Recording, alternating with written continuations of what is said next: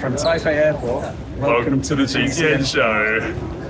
Welcome to the GCN Show. Coming up, Pogačar and Van der Poel are the hottest properties in men's cycling right now, but are they actually as good as we're all bigging them up to be? I'm not so sure, and I've got a valid reason why. Oh, we've also got a new revolution in pedal design, so say the manufacturers at least, a book from a former GCN presenter, which thankfully is not an expose. What are you worried about? Nothing. And why the UCI are reversing a measure they put into pro cycling to improve safety just a few years ago.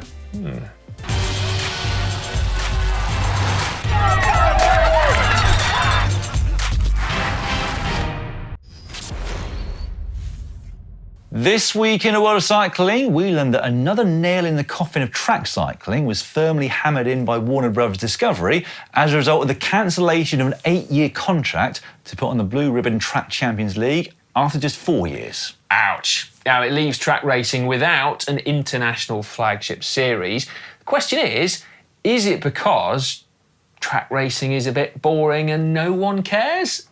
We'll leave that there for a moment, shall we? Or maybe for a couple of weeks. Yeah. Because we also learned this week what might lie ahead in the future of bikes. They could look like this.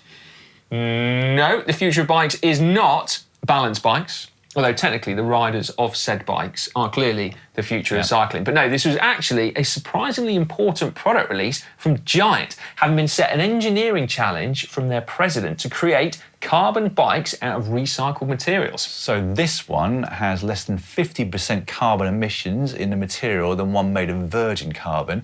It's a very tentative first step, and as we all know, reduce and reuse come before recycle anyway. Very true, Dan, very true. And now this week at the Coffee Machine, we have been talking about racing. Unsurprising perhaps, given that we are in peak season right now for the one-day classics in Belgium and northern France. Both men's and women's races are shaping up to be absolutely mouth-watering. But in the men's, there's particular excitement because of the face-off between Tadej Pogačar and Mathieu van der Poel. And it's that rivalry that we wanted to dive into today. Yes. Firstly, asking the question, are they as good as we say they are? So this is my fault, isn't it? Your fault, yeah. I've been wanting to talk about this for weeks, if I'm honest.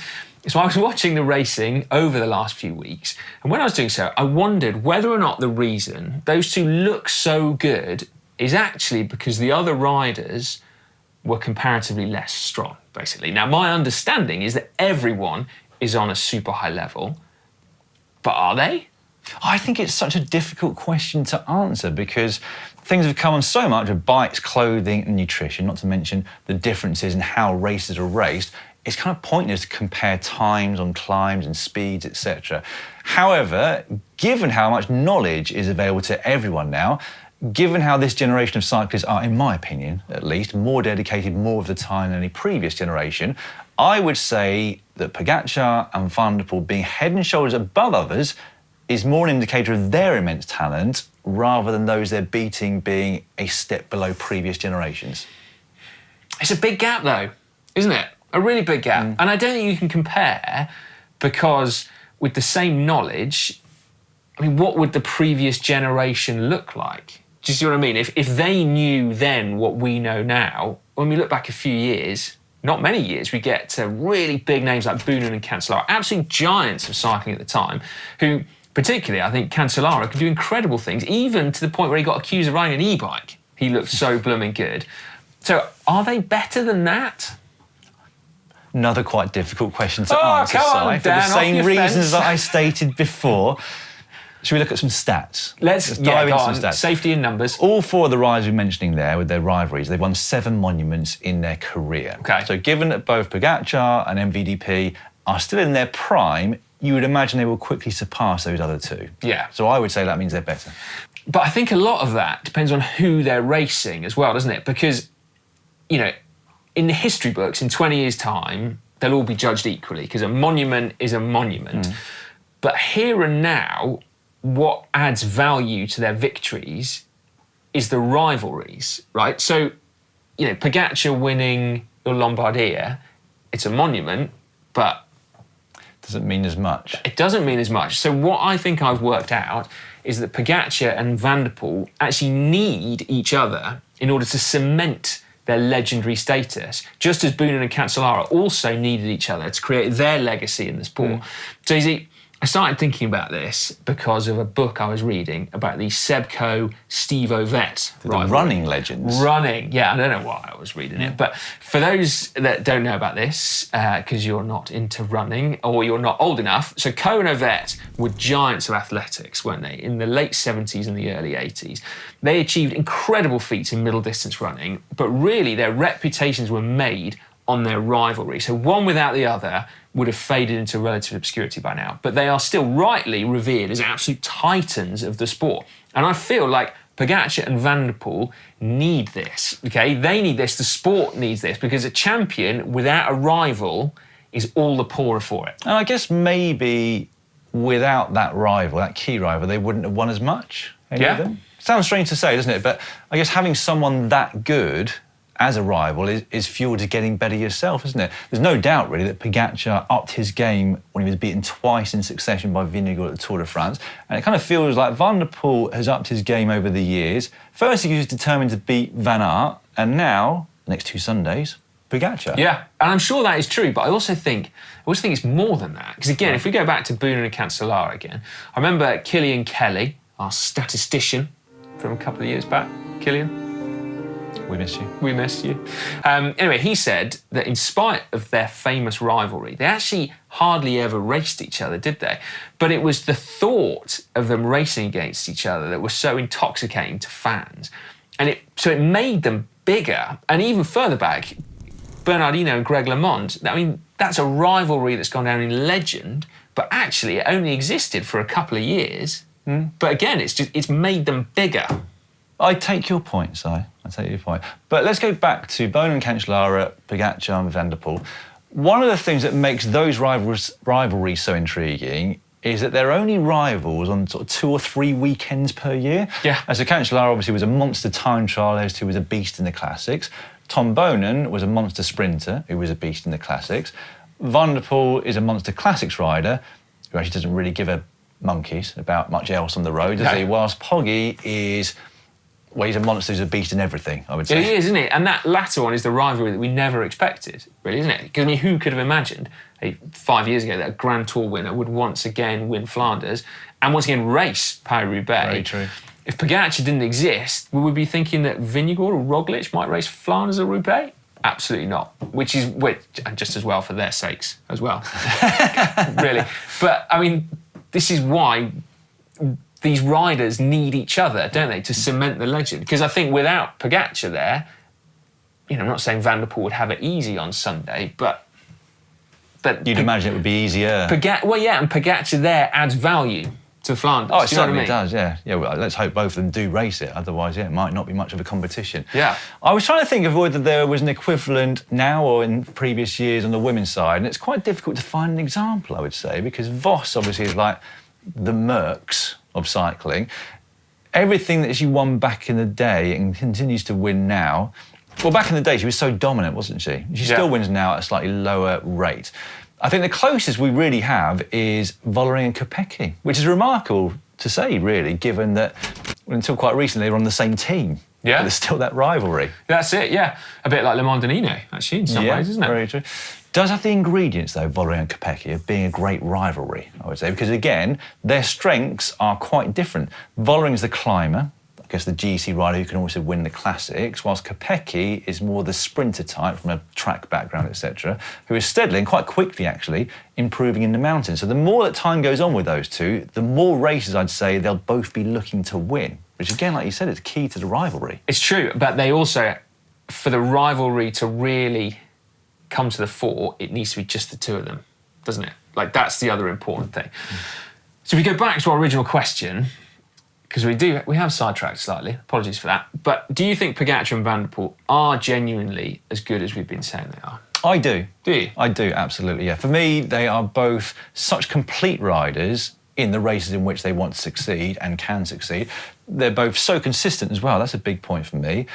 Particularly these last couple of years, and I say, you're right, they've made each other better as well. They have made each other better, haven't they? Without each other, we wouldn't think they were so good. I mean, they'd be super dominant, and we know they'd be super dominant, but this just, like I say, it just makes it... Adds to the spice. Yep, yeah. adds to the spice. Got another stat for you, actually, before I forget it. Go on.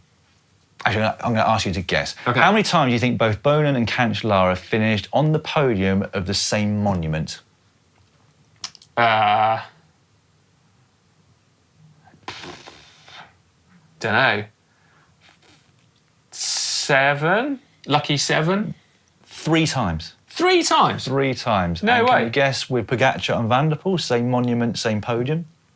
Well, poor old Pogačar missed the Flanders podium, didn't he? 2 years ago, yeah. So 1 Flanders, what's it, 3? It's also 3. 2 San Remo, 1 Flanders. Both of those rivalries are 3 times in the same race on the same podium as a monument. Yeah. Could be 4 on Sunday then. It might well be 4 after Sunday and 5 the week after that in Roubaix. Yeah, see? What a rivalry. Now, we'd love to know what you think, actually. Would you rate, or where would you rate, rather, Pogačar and Van der Poel in the pantheon of cycling greats? Have we bigged them up too much or not enough? Let us know in the comment section down below. I'll tell you what, though. This has really whetted my appetite even more for Sunday's clash, which seems like a good time to remind you all that you can watch a full season of bike racing live on Discovery Plus and Max. Yeah. It's a shame we haven't got a rivalry in the women's race yet. Do you know what I mean? Because Vollering's not there. No, Vollering's not racing, yeah, you're right, but we've got Voss in there still, but it does look like SD Works race to lose. Yeah, that's a shame. Vollering, if you're listening, maybe just pop along to Flanders on Sunday. Yeah, put a last-minute entry in the post. Yeah. I reckon that they wouldn't turn it down, I don't think, would they? I doubt it. Late entries. And now it's time for Cycling Shorts. Cycling Shorts now, and we're going to start with some news from a former colleague of ours, Emma Pooley. Not only a former colleague of ours, but former world champion, Olympic medalist, and with far too much talent on and off the bike to be a GCN presenter for long.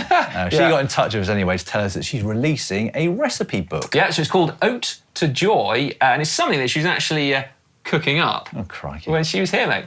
We were lucky enough to try what I suspect were prototype recipes, although they were the finished article back then anyway. And they're all, as the name suggests, based around oats. They are indeed. In fact, we're going to quote Emma here. Yes, we are. I'm thrilled that my book, Ode to Joy, will finally be published in April this year. Ode to Joy is a recipe book for healthy, on-the-go, real food nutrition. Over 10 years of innovation and testing have gone into the recipes, and I believe they're the most delicious way to fuel adventures and empower athletic potential. There you go. What sounds really cool, actually, about this is that it's not just a recipe book, it's also a memoir as well, discussing some of the most interesting times in Emma's career, from beginner cyclist to Olympic podium, via the medium of food as well. So as she said, from cake via cheese sandwiches and chocolates to the greatest pizza in the world. So there we go. Look forward to reading that. Yeah, available for pre-order now from different outlets, actually, depending on where you live. Alpkit, I think it was, in the UK. Yeah. Irish.cc in Europe, and Vertical Coffee, which I thought was cool, in Switzerland. That does sound quite nice. Right. As you said, looking forward to seeing that one. Now, we will move on seamlessly from one former GCN presenter to another. Alexys Brunel, who was presenter on our French channel and is now back in the pro peloton. He was looking super strong in Ghent-Wevelgem over the weekend. Fresh from his win in a Belgian race a couple of weeks ago. That could be me or you, or both of us, fairly soon. Can we turn our hands back to it? Well, with your e-bike, Dan, potentially. I have to get it de-restricted, obviously. You would, yeah. The Cobbled Classics continued last week in the build-up to Flanders and Roubaix, which peak over the next couple of weekends, of course. Mathieu van der Poel continued his godlike string of performances in E3. But it wasn't very valuable or prestigious because there was no Pogačar. No, and Van Aert wasn't on his game, was he? Yeah. Wasn't on his A game, anyway. Whilst Mads Pedersen won in quite similar fashion, really, didn't he? Yeah, in his absence. In Van der Poel's absence. In Van der Poel's absence, yes, on Sunday at Ghent-Wevelgem. Yeah. And Lorena Wiebes as well. Yeah, Lorena Wiebes. Well, she took her 100th career win, didn't she, Si, at Ghent-Wevelgem on Sunday? Not too bad when you consider she's only just turned 26. Whoa. But, as I pointed out on the Racing News show yesterday, Marianne Vos had over 150 wins at the same age. And that's discounting the wins she had in cyclocross and in the track by the same age. Good Lord. That's quite a lot, isn't it? Crikey, that's remarkable. 150 wins by the age of 26. Well, actually, I think it was just under. I embellished slightly. All right, well, I'm glad you admitted it, Dan. You need to apologise for that now. Sorry, it's 148, not just over 150. There you go, all right. And away from racing, some sad news. we should say, coming from the States. According to Grist, which is a non-profit, green-oriented media company, the US government wants to cut funding for bike lanes and pedestrian safety projects. In reality, if true, it'll effectively stop local efforts to improve cycling and walking infrastructure, which is incredibly sad. Yeah. Although it must be said, given what else is flying about in government memos at the moment, it's probably a drop in the ocean. But it is important to the quality of life of a lot of people. Yes, so let's hope that one doesn't come to fruition, I think. But clearly, some people do still think that non-car-centric travel is at least a part of the future. So American car brand Rivian are the latest in a long line of car brands to be investing in micro-mobility. So that's e-bikes and e-scooters, to you and me.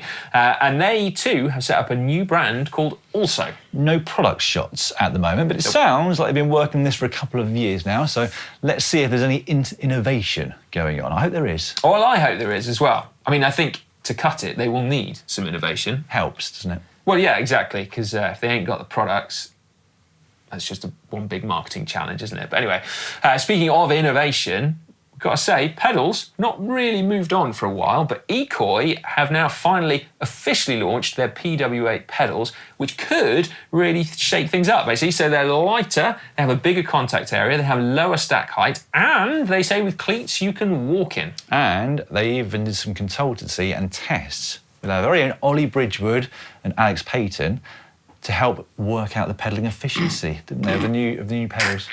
No, they didn't ask Ollie and Alex, unsurprisingly, to help with their pedalling efficiency test. But they have said it improves pedalling efficiency. No word on how they've tested it, as we know. It's a tricky one.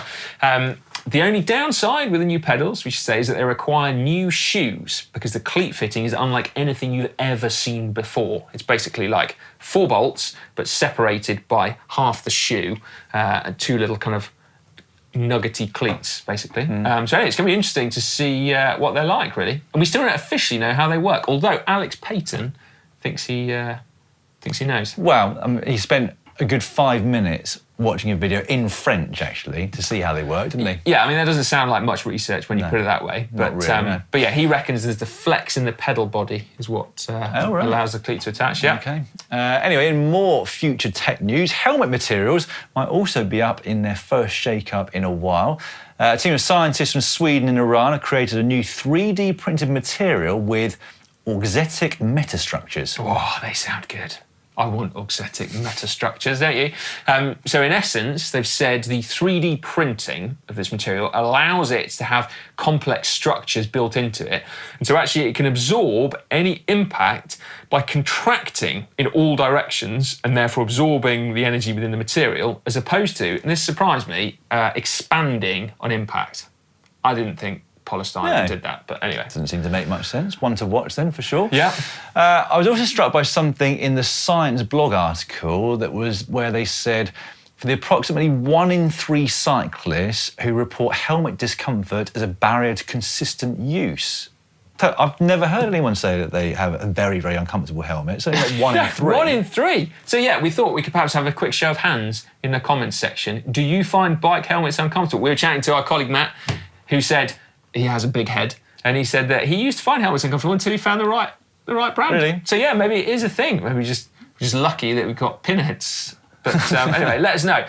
The last big tech release of last week was the, of course, long-awaited Rysel RCR-F. Now, Ollie made a great in-depth video about the new bike and what's gone into it, so make sure you check that out. It's a cracking video, isn't it? It is really good, yes. One to save for the television, I would say. Indeed, yeah. Back to racing briefly now, actually, because the UCI announced yesterday they've agreed to the Grand Tour organisers' request to be allowed an extra wildcard team in their races this season. Yeah, which means that each Grand Tour will have 23 teams instead of 22.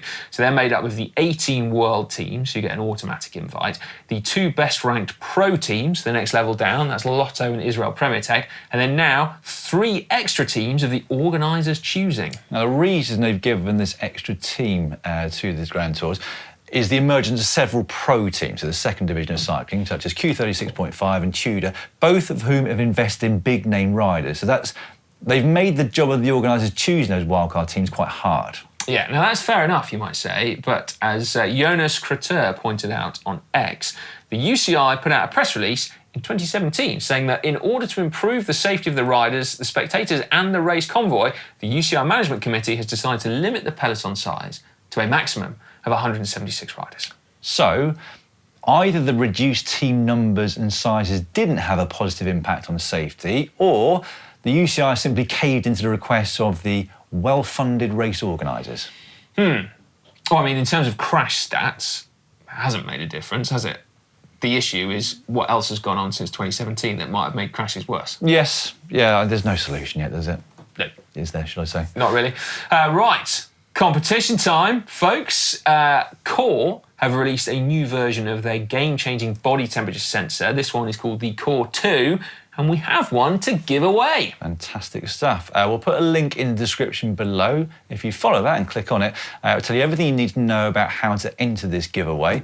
So we wish you the best of luck for it. We, of course, talked about the Core 2 on last week's show, didn't we?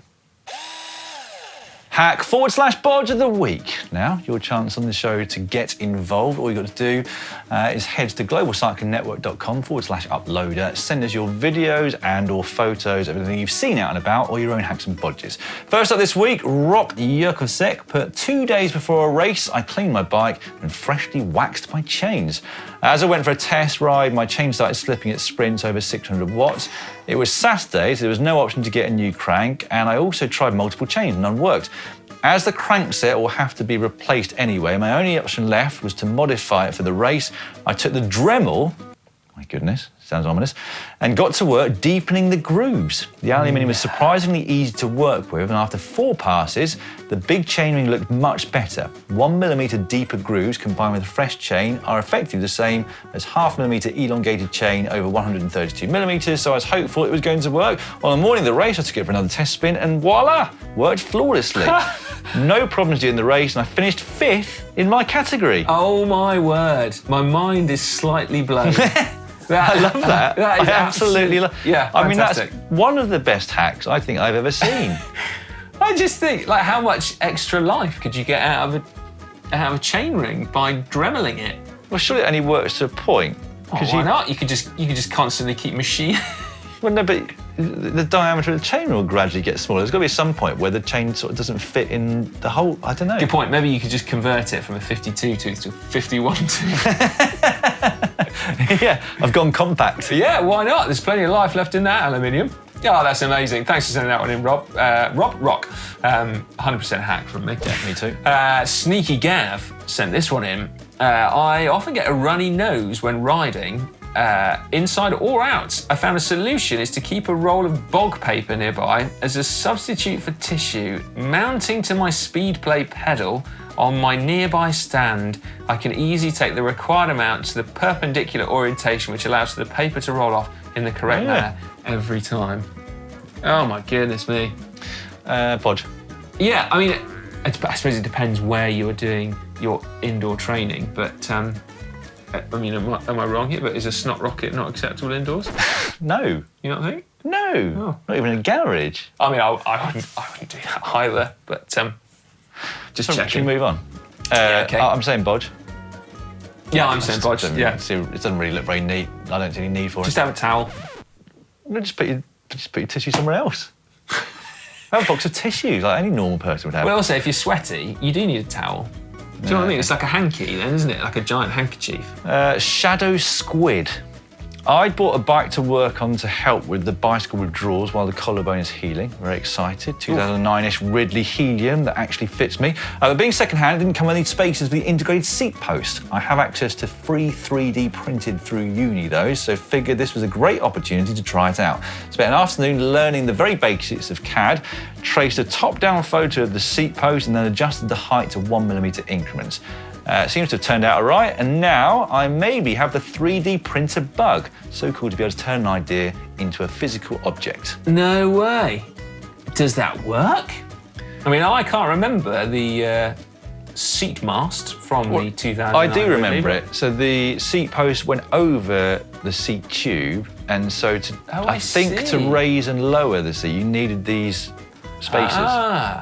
Oh, that's cool then, isn't it? Yeah, That's a hack. that's a hack from me as 3D well. printing, hack. Oh, there's the seat post in the background. Look. Yeah. Well, that's amazing. Fair play. I like that. I Can't give it enough thumbs up. Next up, we've got this from Petco from Bern in Switzerland. Hi, GCN team. Hello. This is a handmade wall mount bike stand I like made these. from my old Bontrager bar and a vintage Henri Gauthier 79 saddle. It's far from perfect. I like you didn't say Henri Gauthier 79. I You put always- so much I always- effort into the Henri Gauthier bit and then said the 79 English. I always struggled when we got above 60, counting in French. 60 to... You'd have been better 80. learning Belgian French, wouldn't you? Why, what do they say? 79.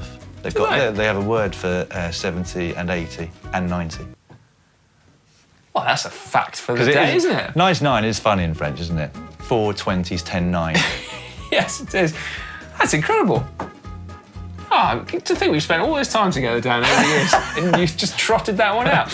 Amazing. Anyway, back to Petco from Bern in Switzerland. It's far from perfect, but probably good enough for a pre-market edition. I think that's really cool, actually. I like those. I do like those handlebar bike, not stands, are they wall mounts, should I say? Yeah. No, that's a hack from me. It's a That's hack, wicked. Hack from me as well. So 2 utterly brilliant hacks, a decent hack to end with, and then a bog roll on a pedal. A bodge roll, we should say. Yeah. Okay. Well, that's not a bad week, is it, No. really? No. Right, don't forget to send them all in. I mentioned that earlier, didn't I? You did. Well, we can move on. To this caption competition time, where you get a chance to get your hands on a coveted GCN Camelback water bottle. All you got to do is put a witty caption in the comments section down below that relates to a photo we'll give you in just 1 second. Results, as always, though, come first. They do indeed. Last week's photo came from just after the finish of the men's Milan Sanremo. This is Filippo Ganna pulling off his mitt with his teeth. The winner this week is Bikes Kimork 670. I always double check myself with all these usernames. I think that might be bike ski. Oh, yes. Oh, Maybe. We've done it again. Bike Ski Mork. Okay, caption competition. Not quite al dente. Yeah, I like that. Short, snappy. Yeah, I reckon if you'd put an Italian accent on, might have been a bit better. Yes, well, I'm not very good at accents. Yeah, that's all right. You're better than Connor, at least. Not quite al dente. There you go. Right. I get that. Be well seasoned though, which is what Italians Yeah. like to do with their pasta. You know how much salt you're supposed to put in? No? You're supposed to make your pasta boiling water the same salinity as the Mediterranean Sea. Crikey. Yeah, there's my good fact for the day. No, I didn't know that. No. I don't salt very much at all these days. No, I don't either, but Okay. Italians do. Anyway, yeah, that's great. Get in touch, Bike Ski Mork, and we will get your GCN Camelback water bottle out to you. So I just scrolled down to see this week's caption photo. Well, as a description for podcast listeners, this week's photo is of a Cervelo S5, is that? I believe so. Floating in a sort of stream/river. This is from the Very women's... disgusting looking. Yeah, it's from the drainage women's ditch. Gent-Wevelgem. Should say, by the way, that the owner of this bike is Njenka Venoven of Visma Lisa Bike, who broke a collarbone in this accident. So get well soon. But Yeah. we did think it was an intriguing photo. I will get you started as Go on ever. The brand new Cervelo, lighter, stiffer, more compliant, and more buoyant than the previous model. I feel like this could be open season, talking about Cervelo test team and all sorts of things. Yeah. There's a lot to get your teeth stuck into this week, I would say. So as ever, More get than a involved. glove. Oh, get involved in the comment section below with your captions. We'll pick a winner this time next week.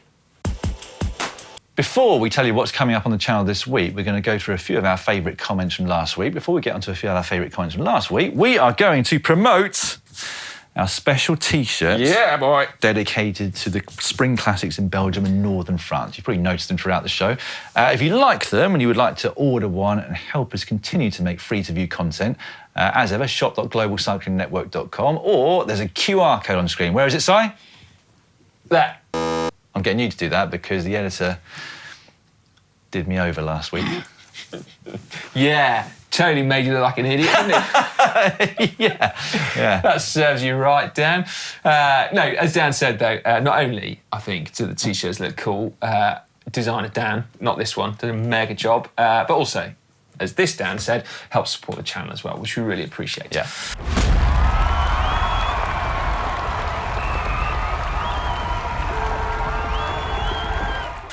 Cool. Right then, comments under last week's show. We had loads of comments, so thank you as always. Two Wheels Good said the decline is due exclusively to Visma's helmets. No self-respecting youngster wants to be seen looking like something from Spaceballs. Yeah, I mean, well, no, actually, someone pointed out under a show the other week where we were dissing those helmets. So most teenagers all rode helmets probably look like something out of Spaceballs, don't they? Probably do. Yes, probably do. Yeah. Stanis Walech. I've butchered these, I'm sure. Sorry if I have. For me, as a 23-year-old, the biggest obstacle into getting into cycling, they were the number of cars on the roads and streets and bike prices. Yeah. I mean, I see that. Those are two completely understandable reasons, aren't they? Then... Oh, looks like the toppy if you sort of go by personalised number plates in the UK, doesn't it? I see that. The toppy, they'd sell more bikes if they stopped ripping us off. There was an awful lot of sentiment in the comments about things being really, really expensive / overpriced. The one thing I would say is because I completely understand that things are ridiculously expensive now, but it occurred to me that whilst there are some people in the cycling industry who are becoming very wealthy, typically it's not actually the bike brands, is it? I think the big money is to be made in the manufacturing of it. And actually, I don't think there's many people in the bike brands making a killing. No. Really. I mean, I don't know, but that's my take on it, is that actually, prices have gone up, but profits haven't. I don't know. Yeah. I mean, everything's expensive at the minute, isn't it? The world is in Moonplant chaos. gave a slightly opposing opinion, pointing out that both Trek and Specialized have adult bikes under $500. They have bikes at pretty much every price point, and no one is forcing someone to spend $14,000 on a ride. Yeah.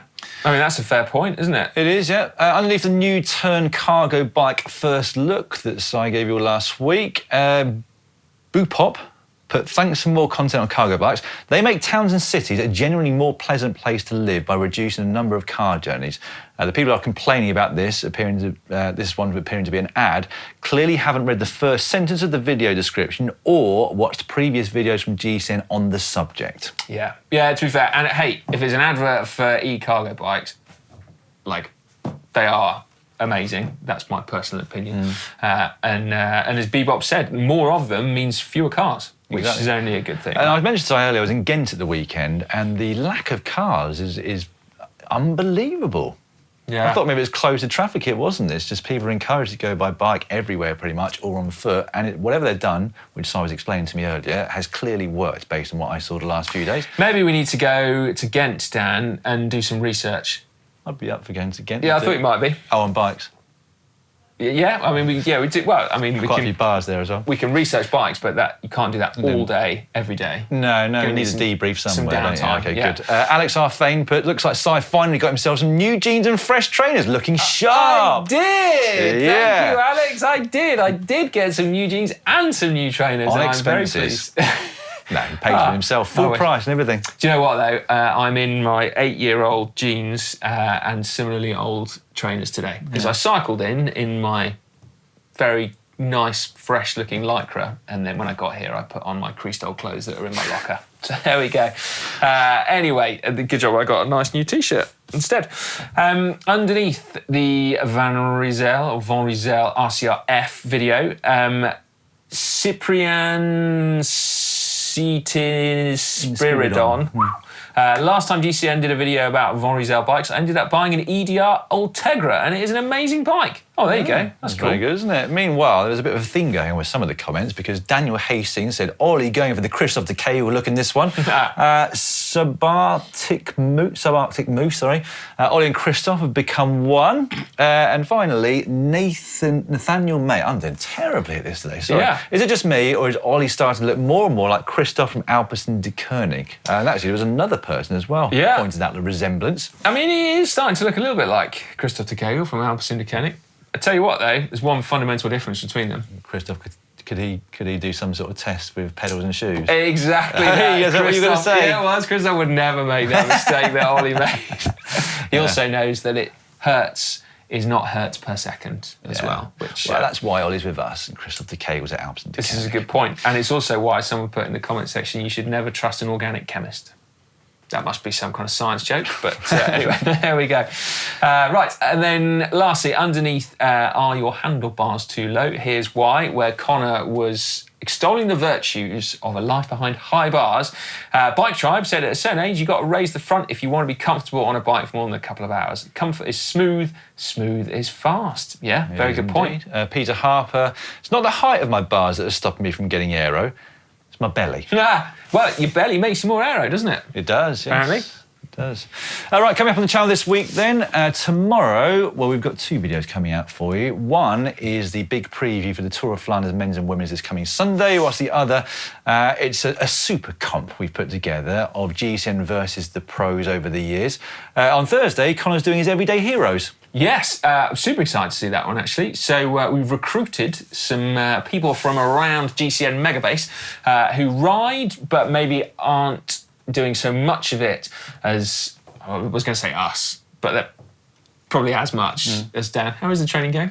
Well, like I said, I was in Belgium last weekend with some mates watching E3. Caption of cycling. I watched quite a lot of cycling. Oh, did you? Yeah, good stuff, mate. Oh, you're reaching peak fitness very soon then. Anyway, so Connor's going to take them on a cycling journey. Pray for them, basically. Dan's been on one of those with Connor as well. And then on Friday, I think we teased this the other week. Last week, we thought we might get it out last week, but we didn't. Yes. Carspiracy Part 2. So this is the sort of the follow-on from a video made before Christmas, I think. Anyway, can't wait for you guys to see that one. It should be super interesting, I think. On Saturday, pro cycling is faster. This is why. Should be a good explanation. And on Sunday, 90 days of weight training. Was that Ollie? No, can you not tell? Oh, from your pistol squats. It's me. Okay. I've been doing the weight training. Yes. Well, so is Ollie. I wasn't sure who it was doing. Yeah, good point. Yeah, no, it's me. I spoke to a very, very interesting bloke this morning, actually, about that. So, yeah. Okay. That's not that, I don't know why I'm telling you all of this, because you only have to watch it on Sunday. But anyway, yeah, super, super interesting topic. So, yeah, a lot to learn on that one. Great stuff. It's a busy week on the old channel, isn't it? It is. Thank you very much for watching to the end. If you got here, well done for getting this far. We'll see you again next week.